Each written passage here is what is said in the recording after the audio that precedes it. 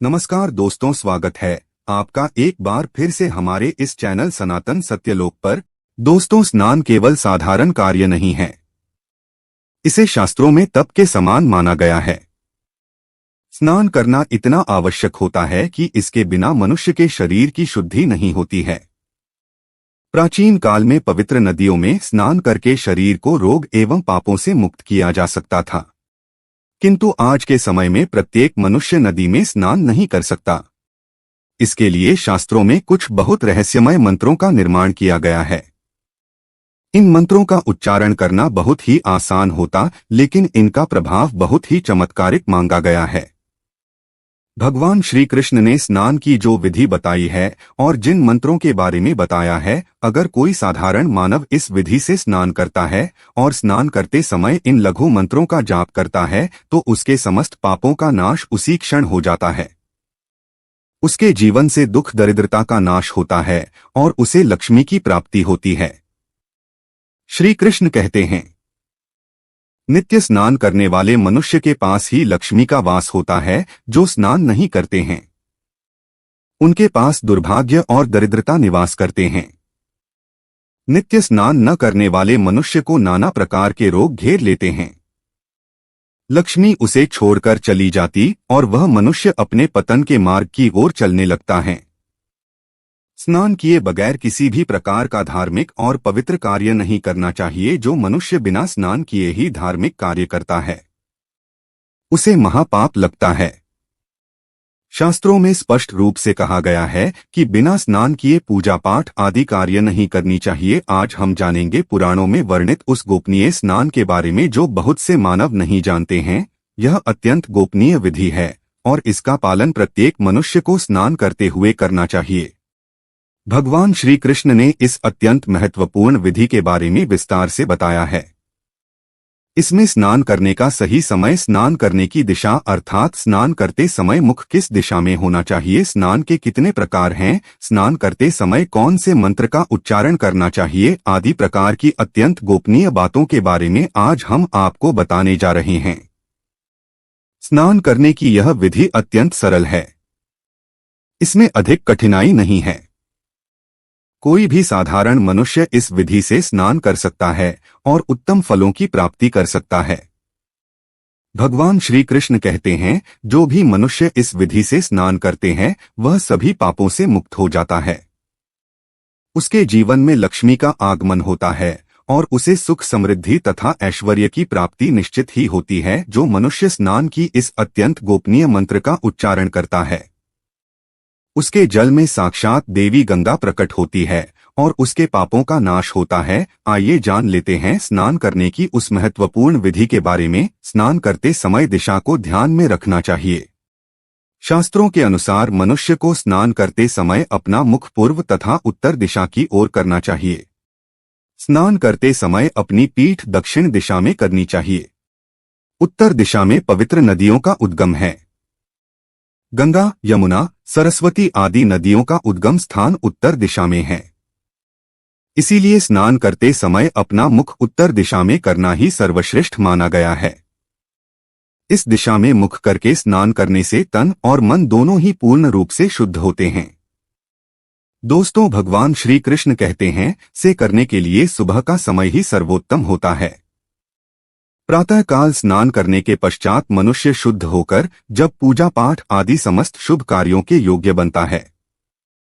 स्नान किए बगैर किसी भी प्रकार का शुभ कार्य नहीं करने चाहिए। इससे जीवन में दुर्भाग्य आता है। श्री कृष्ण कहते हैं, 9 छिद्रों वाले मनुष्य के शरीर से दिन रात गंदगी निकलती रहती है। इसीलिए इसे नित्य शुद्ध करना आवश्यक होता है। श्री कृष्ण कहते हैं, यदि संभव हो तो शुद्ध तीर्थ में स्नान करना चाहिए, क्योंकि यह मलपूर्ण शरीर शुद्ध तीर्थ में स्नान करने से शुद्ध होता है। यदि ऐसा संभव न हो तो शुद्ध जल से ही स्नान करना चाहिए। जो मनुष्य नित्य प्रातः काल में स्नान करता है उसके पास दुष्ट शक्तियां नहीं आती है। उस पर कभी बुरी नजर का और नकारात्मक शक्तियों का प्रभाव नहीं पड़ता है। साथ ही उसके पापों का नाश होकर उसे पुण्य की प्राप्ति होती है। रोज स्नान करने से मनुष्य को सौंदर्य, तेज बल, पवित्रता, लंबी आयु, आरोग्य, निर्लोकता, बुरे स्वप्न का नाश, ताप और मेधा ये 10 गुण प्राप्त होते हैं और मनुष्य संसार में कीर्ति पाता है। श्री कृष्ण कहते हैं कि संसार के सभी पवित्र कार्य स्नान मूलक है, अर्थात कोई भी पवित्र कार्य बिना स्नान किए कभी भी संपन्न नहीं होता है। स्नान न करने वाले मनुष्य के पास लक्ष्मी कभी नहीं आती है, उसका बल भी नष्ट हो जाता है और वह नाना प्रकार के रोगों से ग्रसित हो जाते हैं। स्नान न करने पर मनुष्य की इंद्रियों का भी नाश होता है। इसीलिए स्वयं का कल्याण चाहने वाले व्यक्ति को रोज स्नान जरूर करना चाहिए। विद्वान लोग बिना स्नान किए अन्य का कण भी ग्रहण नहीं करते हैं। इसीलिए मनुष्य को बिना स्नान किए भोजन नहीं करना चाहिए। इस नियम का कठोरता से पालन करने पर मनुष्य को तप तथा व्रत के समान फल प्राप्त होता है। श्री कृष्ण कहते हैं कि जब हम रात को सोते हैं तो हमारे मुख से लार, पसीना, मल आदि अपवित्र पदार्थ निकलते हैं, जिससे हमारा शरीर अपवित्र हो जाता है। जब हम सुबह स्नान करते हैं तो हमारे शरीर की ये गंदगी दूर होती है और हमारा शरीर पवित्र हो जाता है। इसी के साथ ही स्त्री और पुरुष रात्रि में रति क्रिया करते हैं, जिससे उनका शरीर अपवित्र हो जाता। इसीलिए शरीर को शुद्ध करने के लिए स्नान की नितांत आवश्यकता होती है।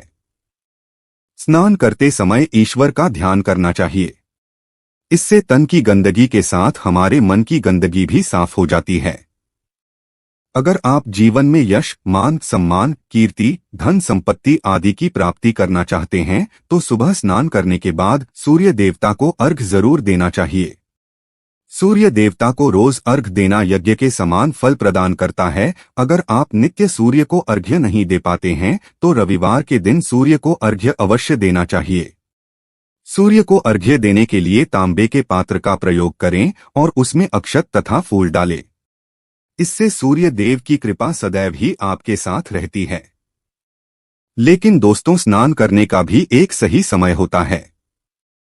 कई लोग अपनी सुविधा के अनुसार स्नान कर लेते हैं, जो कि उचित नहीं है। अशुभ समय पर स्नान कर लेने से हमें फायदे कम और नुकसान ज्यादा उठाने पड़ते हैं। गरुड़ पुराण में भगवान श्री कृष्ण ने स्नान करने के सही समय के बारे में बताया है। जो मनुष्य नित्य इस समय पर स्नान करता है उसकी आयु लंबी होती है और उसके दुखों का नाश होता है। आइए अब जानते हैं स्नान कितने प्रकार के होते हैं। शास्त्रों के अनुसार ब्रह्मा स्नान, देव स्नान, ऋषि स्नान, मानव स्नान और दानव स्नान ये स्नान के मुख्य प्रकार होते हैं। इन्हें समय के अनुसार वर्गीकृत किया गया है। हमारे शास्त्रों में ब्रह्मा मुहूर्त में किए जाने वाले स्नान को सर्वश्रेष्ठ माना गया है। ब्रह्मा मुहूर्त यानी कि रात्रि का अंतिम पहर और सूर्योदय से ठीक 1.5 या 2 घंटे पहले का समय होता है। यानी कि साधारणतः सुबह 4 से 5:30 तक का समय ब्रह्मा मुहूर्त कहा जाता है।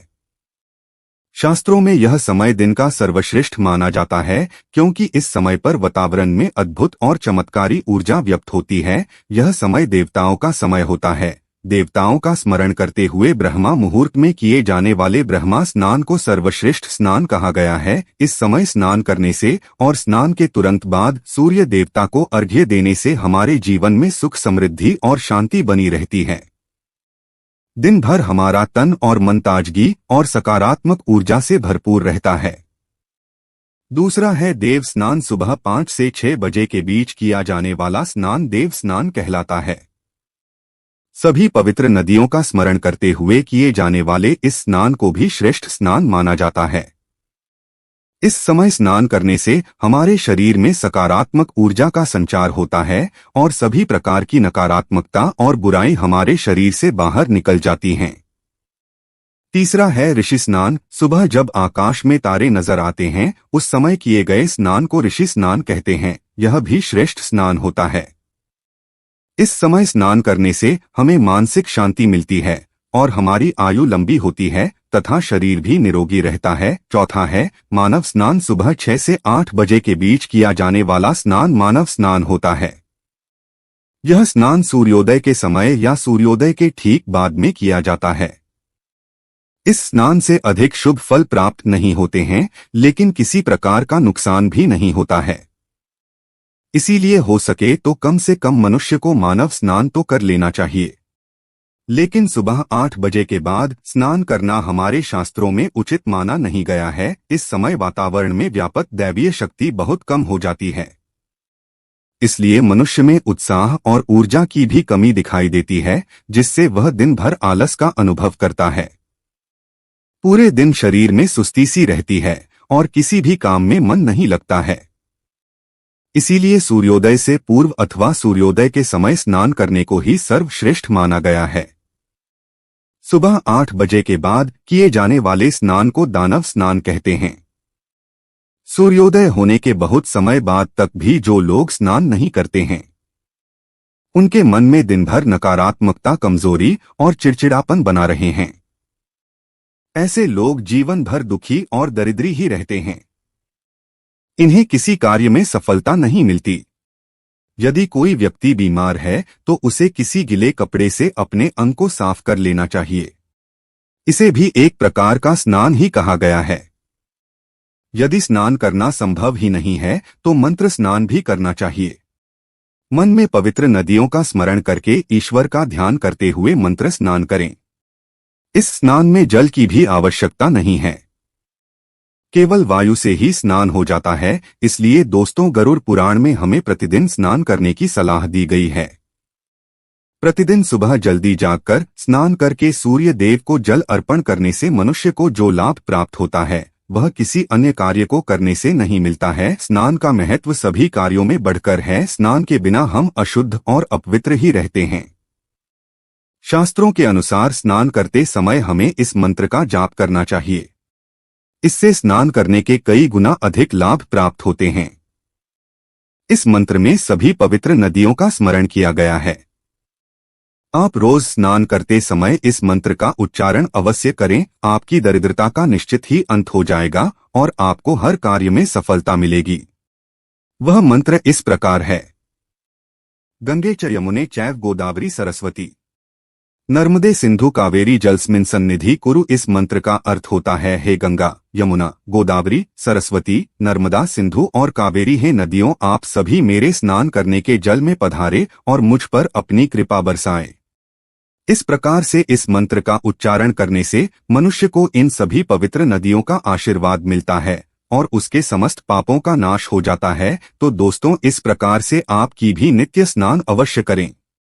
आप अपने जीवन में महत्वपूर्ण बदलाव अवश्य महसूस करेंगे और देखते ही देखते आपकी दरिद्रता का नाश हो जाएगा। उम्मीद है आपको यह जानकारी अच्छी लगी होगी। वीडियो को लाइक जरूर करें, कमेंट में जय श्री कृष्णा अवश्य लिखें। साथ ही चैनल को सब्सक्राइब करें। धन्यवाद।